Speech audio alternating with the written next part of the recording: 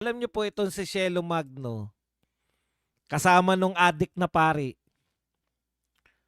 bugbog po sila, 'di ba? Nabugbog po sila sa kababanat ng mga tao nung nagsampa po sila ng patong-patong, ulitin ko po, nagsampa po sa pangunguna po ni Cielo Magno, profesor po ng Universidad ng Pilipinas. Kasabwat po tong adik na pari ay nagsampa po ng patong-patong na papel. Papel. Papel lang ang sinampa. Nagsampa po ng patong-patong, isang truck po na papel. Bakit po walang silbi yun? Kauna, wala naman silang ebidensya. Yung optics lang po lahat eh. Diyan po mahilig yung mga dilawan kakamping. Pati po itong gobyerno na to mahilig po sa optics. Kunwari may ginagawa. O kunwari po, bakit po ang dami-daming papel? Para kunwari po, meron po silang maraming ebidensya. Pero, ang sinasabi na po nila ngayon ni Cielo Magno, kung walang tinatago, tsaka yung pare, bakit hindi pumirma ng waiver sa bank account? Kasi ang gustong palabasin ni Magno ay mayroon pong meron pong nakomit na plunder si BP Sara. Ibig sabihin po ng plunder, nagnakaw po ng mahigit 50 million pesos, no? May nakomit po na plunder si BP Sara, pero malalaman lang natin kung may nakomit talaga, yung ebidensya ay depende kung magbubukas si BP Sara ng kanyang bank account. Antindi, no? Ididemanda ka namin. Parang ang gusto ni Cielo Magno, dinimanda ka na namin, ikaw na mag-provide ng ebidensya laban sa sarili mo. Kasi hindi namin kaya eh. Alam niyo po, walang ebidensya, walang kaso. Yan po ang pakatandaan nyo. Walang ebidensya, walang kaso. Patong-patong na papel ang sinampa nila. Hindi kaso. Wala nga kaso. Ano kaso mo ron? Okay. Pero kumonsulta po tayo sa mga tinatawag nating mga totoong abogado. Pero ito po, may sinabi na naman. Dahil binabanatan po sangkatutak po bumibira kay Professor Magno, bumibira rin po, no? Tayo po ang kanyang tayo naman po ang gustong banatan, no? Ito po ang tanong po ni Cielo Magno. Mga DDS, may tanong ako.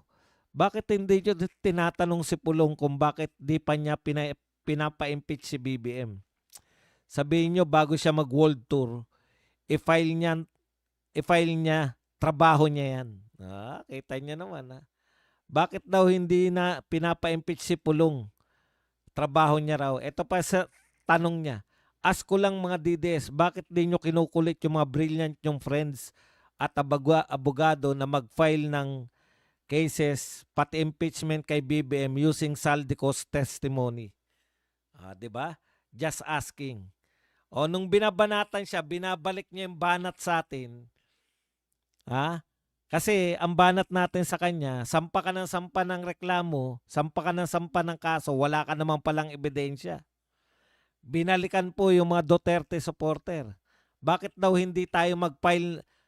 Utusan daw natin yung mga abogado natin at saka si Pulong, utusan daw natin. Bakit daw hindi natin tinatanong pala? Hindi na mautusan. Bakit hindi natin tinatanong daw si Pulong at saka yung mga Duterte attorney, Duterte, yung mga matatalino raw sa Duterte na mag-file ng kay BBM ng impeachment. O yung kaso pa nga sabi niya. Alam mo, una, Professor Cielo Magno, bakit mo kami inuutusan? 'Di ba? Kaya ka namin binabanatan kasi wala kang ebidensya, nagsasampa ka ng kaso. Ngayon, gusto mo mag-file kami, utusan din namin si Pulong? Hindi, hindi mo kami utusan.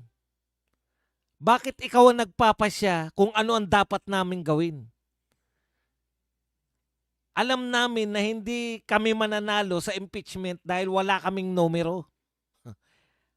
Pag nag-file naman ng impeachment, sasabihin nyo, nagmamadali. Pag nag-file naman ng impeachment, sabihin nyo, kasi kapatid niya yung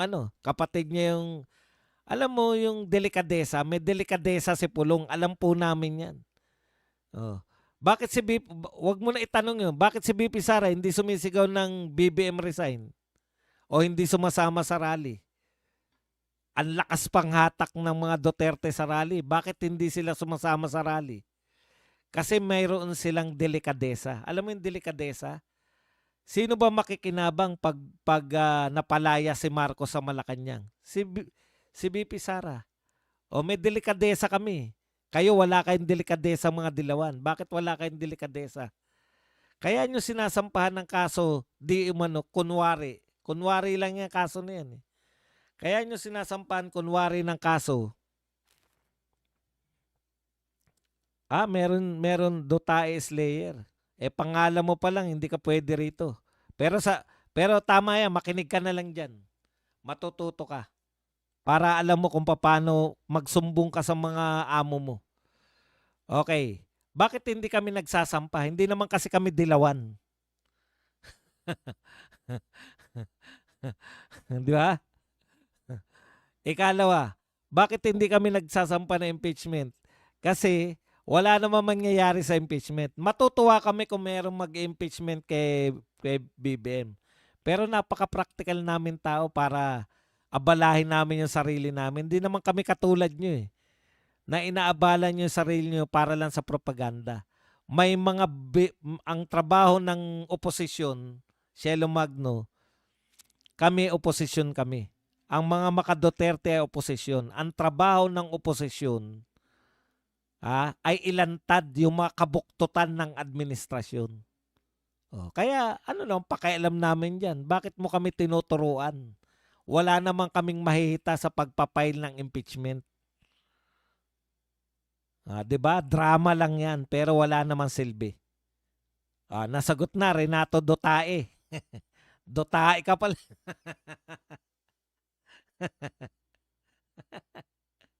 Alam nyo kung bakit sila Dutae ng Dutae? Alam nyo kung bakit sila Dutae ng Dutae? Kasi panay-tae lang ang utak ng mga yan. Paano nyo kaya mapapali si PBBM kung di nyo kaya siya impeach? Kayo lang naman nagsabi na papalayasin namin si PBBM. Okay lang siya dyan.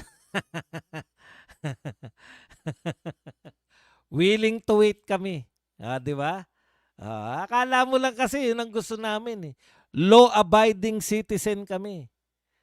Ginagalang namin yung mga binoto ng mamamayan. Sana kayo din. Di ba? Yun yung problema nyo. Hindi kayo marunong gumalang. Yung mga rally namin, normal lang yan.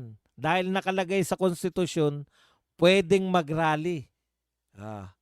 Hindi po bawal ang pagrarally. Okay.